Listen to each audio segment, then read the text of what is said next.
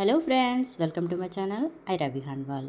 ఈరోజైతే నేను ఒక మంచి రైస్ రెసిపీతో అయితే మేము ముందుకు వచ్చేసాను. సో అది అందరికీ తెలిసిందే, బట్ తెలియని వాళ్ళ కోసం, బ్యాచిలర్స్ అలాంటి వాళ్ళ కోసం అయితే నేను ఈ రెసిపీ చూపించబోతున్నాను. ఈ రోజుల్లో వంట రాని వాళ్ళు చాలామందే ఉన్నారు. ప్రతి రెసిపీ కోసం అయితే చిన్న చిన్న రెసిపీస్ కోసం కూడా యూట్యూబ్ ఓపెన్ చేసి చూసేవాళ్ళు చాలామంది.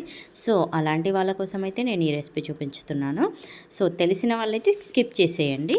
సో ముందుగా మనమైతే రెసిపీ అయితే స్టార్ట్ చేసేద్దాం. ముందుగా స్టవ్ ఆన్ చేసేసి నేనైతే గిన్నె పెట్టేసుకొని, కొంచెం వెడల్పుగా ఉండే గిన్నె అయితే బాగుంటుంది. సో దానికోసం నేను వెడల్పుగా ఉండే గిన్నె అయితే పెట్టుకున్నాను అనమాట. దాంట్లో కొద్దిగా నెయ్యి, ఒక టీ స్పూన్ వరకు నెయ్యి వేసుకున్నాను. అలాగే 1.5 టేబుల్ స్పూన్ అయితే ఆయిల్ వేసుకున్నాను. నెయ్యి వేసుకుంటే టేస్ట్ అనేది బాగుంటుంది, అందుకని నేను యూస్ చేస్తున్నాను. నెయ్యి ఇష్టం లేని వాళ్ళు ఆయిల్ యూస్ చేసుకోండి. ఆ తర్వాత నేను ఇందులో ముందుగా సాజీరా వేసుకున్నాను అనమాట, ఒక 1 టీ స్పూన్ వరకు. ఆ తర్వాత హోల్ గరం మసాలా ఉంటుంది కదా, అదే అండి. లవంగాలు, దాల్చిన చెక్క, లేదంటే ఇలాచి, జాపత్రి, ఆకు ఇలాంటివన్నీ వేసుకోవచ్చు. నేను ఆకు వేయలేదు ఇక్కడ. అండ్ అలాగే దీంట్లో ఒక 2 స్పూన్స్ అయితే జీలకర్ర వేసుకోవాలి. జీలకర్ర ఎంత ఎక్కువగా ఉంటే ఫ్లేవర్ అనేది అంత బాగా వస్తుంది అన్నమాట. సో ముందుగా నేను ఇలా సాజీరా మస్ట్ అండ్ షుడ్, అండ్ జీలకర్ర కూడా మస్ట్ అండ్ షుడ్ అనమాట. సో మిగిలినవన్నీ కూడా మీ ఇష్టం, వేసుకుంటే వేసుకోవచ్చు, లేదంటే లేదు. ఆ తర్వాత నేను ఒక ఆనియన్ వేసుకున్నాను. అలాగే సన్నగా తరిగి పెట్టుకోవాలి అది కూడా. కారం ఉన్న పచ్చిమిర్చి అయితే నేను ఒక 3 కప్స్ రైస్కి ఒక 5 పచ్చిమిర్చి అయితే వేసుకుంటున్నాను. కారం ఉంటాయి కాబట్టి నేను 5-6 వేసుకుంటున్నాను అనమాట. ఆ తర్వాత ఇందులోనే కాస్త జీడిపప్పు కూడా వేసుకోవాలి. జీడిపప్పు అప్పుడప్పుడు పంటికి తగులుతూ ఉంటే చాలా బాగుంటుంది అనమాట టేస్ట్. ఇష్టం ఉంటే వేసుకోండి, లేదంటే ఆప్షనల్ ఇది కూడా. ఆ తర్వాత కొద్దిగా క్యారెట్ ముక్కలు కూడా వేసుకోండి. మీరు నచ్చితే వేసుకోండి, లేదంటే లేదు. నాకైతే ఇష్టం కాబట్టి మా పిల్లలు కూడా ఇష్టంగా తింటారు, అందుకని క్యారెట్ ముక్కలు అయితే వేసుకుంటున్నాను. అండ్ ఇవన్నీ కూడా మంచిగా మగ్గించుకోవాలి. ఆనియన్, అలాగే పచ్చిమిర్చి, జీడిపప్పు, అలాగే క్యారెట్ కూడా మంచిగా మగ్గించుకోవాలి. సో ఇప్పుడు మగ్గించుకుంటేనే మనకి అన్నంలో మంచిగా కలిసిపోతుంది. తినేటప్పుడు కూడా పచ్చి వాసన అనేది రాదు, మనకి స్మూత్గా ఉంటుంది అనమాట క్యారెట్ ముక్కలు కూడా. సో ఆ తర్వాత కొద్దిగా అల్లం వెల్లుల్లి పేస్ట్ కూడా వేసుకోవాలి. 1/2 టీ స్పూన్ అయితే వేసుకున్నాను అల్లం వెల్లుల్లి పేస్ట్. ఆ తర్వాత మంచిగా అల్లం వెల్లుల్లి పేస్ట్ పచ్చివాసన పోయే వరకు మంచిగా కలుపుకున్న తర్వాత మనం వండుకున్న రైస్ ఉంటుంది కదా, వండుకున్న రైస్ అయినా పర్వాలేదు, మిగిలిపోయిన రైస్ అయినా పర్వాలేదు. సో మార్నింగ్ చేసుకొని పెట్టుకున్న మిగిలిపోయిన రైస్తో అయినా చేసుకోవచ్చు ఇదైతే. ఆ తర్వాత ఈ రైస్ మొత్తాన్ని కూడా చల్లార్చుకోవాలన్నమాట. మొత్తం విప్పుకొని మొత్తం చల్లార్చుకోవాలి. ఫ్యాన్ కింద పెట్టేసుకొని పొడి పొడిగా వండుకోవాలి. వండుకునేటప్పుడే మెత్తగా వండుకుంటే అస్సలు బాగోదు అనమాట ఈ రైస్ అయితే.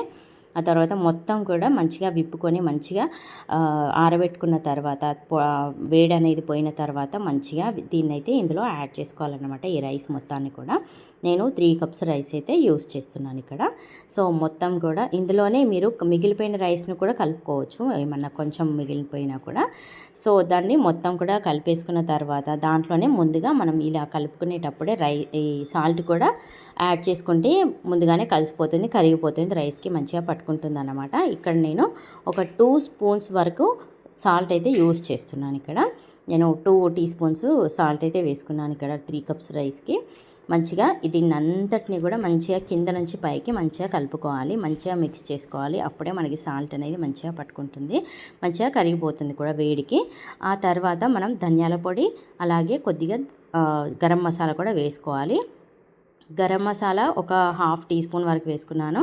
ఒక 1 టీ స్పూన్ వరకు ధనియాల పొడి వేసుకోవాలి. ఇందులో జీలకర్ర జీరా రైస్ కదా, జీరా రైస్కి కొంచెం ధనియాల పొడి ఎక్స్ట్రా ఉంటేనే బాగుంటుందన్నమాట. కొంచెం ఎక్కువ వేసుకుంటేనే బాగుంటుంది. ఒక 1 టీ స్పూన్ కానీ 1.5 టీ స్పూన్ కానీ వేసుకుంటేనే టేస్ట్ అనేది బాగుంటుంది. ఆ తర్వాత గరం మసాలా కూడా 1/2 టీ స్పూన్ వేసుకోండి, ఎందుకంటే స్పైసీగా ఉంటుంది. మనం ఆల్రెడీ హోల్ గరం మసాలా వేసుకున్నాం కాబట్టి ఎక్కువ స్పైసీ తగులుతుంది కాబట్టి నేను 1/2 టీ స్పూన్ మాత్రమే వేసుకుంటున్నాను. సో వీటన్నింటిని కూడా మంచిగా కింద నుంచి పైకి మొత్తం కూడా ఇలా కలుపుకుంటూ ఉండాలి. మళ్ళీ అది కూడా మీడియం ఫ్లేమ్లో పెట్టుకొని, ఫస్ట్ మీడియం ఫ్లేమ్లో పెట్టుకొని మొత్తం కలుపుకున్న తర్వాత మనకి పెప్పర్ పౌడర్ ఉంటుంది కదా, ఇందులో పెప్పర్ పౌడర్ కూడా వేసుకుంటే ఎక్స్ట్రా ఫ్లేవర్ అనేది వస్తుందన్నమాట. సో నేను ఒక పావు టీ స్పూన్ వరకు పెప్పర్ పౌడర్ అయితే వేసుకుంటున్నాను ఇక్కడ. ఆ తర్వాత అలాగే మనం తరిగి పెట్టుకున్న వాష్ చేసుకున్న కొత్తిమీర ఉంటుంది కదా, దాన్ని కూడా యాడ్ చేసుకోవాలి. కొత్తిమీర అనేది ఖచ్చితంగా ఉంటే బాగుంటుంది. ఇందులో కొత్తిమీర లేకపోతే అంతగా మనకి ఫ్లేవర్ అనేది రాదన్నమాట. కొత్తిమీర అనేది మస్ట్ అండ్ షుడ్. అలాగే మీరు కావాలనుకుంటే పుదీనా కూడా వేసుకోవచ్చు, సన్నగా తరిగి పెట్టుకొని. పుదీనా అనేది తాలింపులోనే వేసుకోవాలి, అప్పుడే బాగుంటుంది. ఆ తర్వాత మంచిగా దీన్ని హై ఫ్లేమ్లో పెట్టేసుకొని కిందకి మీదకి ఒక 1 మినిట్ అలా కలుపుకుంటూ ఉండాలి. 1 మినిట్ 2 మినిట్స్ అలా కలుపుకున్న తర్వాత మనం స్టవ్ ఆన్ చేసుకుంటే వేడి వేడి జీరా రైస్ అయితే సూపర్గా ఉంటుంది. దీన్ని లంచ్లో కానీ డిన్నర్లో కానీ యూస్ చేసుకోవచ్చు. చాలా బాగుంటుంది, పిల్లలు కూడా ఇష్టంగా తింటారు. ఈ రైస్లోకి షేర్వా లాంటివి ఏమైనా ఉంటే కనుక, సూప్ లాంటివి, షేర్వా లాంటివి ఏమైనా ఉంటే కనుక సూపర్గా ఉంటుంది. నేను ఎప్పుడైనా మార్నింగ్ కర్రీ అయిపోయిందనుకో, మార్నింగ్కే సరిపోయింది అనుకోండి, ఈవినింగ్ టైంలో ఏం చేయాలా అని అనుకోకుండా ఇదిగోండి ఇలా జీరా రైస్ కానీ, ఎగ్ ఫ్రైడ్ రైస్ కానీ, టమాటా రైస్ కానీ ఇలా ఏదో ఒకటి చేస్తూ ఉంటాను అన్నమాట, కర్రీ చేయకుండా. చాలా బాగుంటుంది, రెస్టారెంట్ స్టైల్ కంటే చాలా బాగుంటుంది టేస్ట్ అయితే. మీరు కూడా ఒకసారి ట్రై చేసి చూడండి. అండ్ వీడియో నచ్చితే లైక్ చేయండి, షేర్ చేయండి, సబ్స్క్రైబ్ చేయండి. Thank you for watching my video.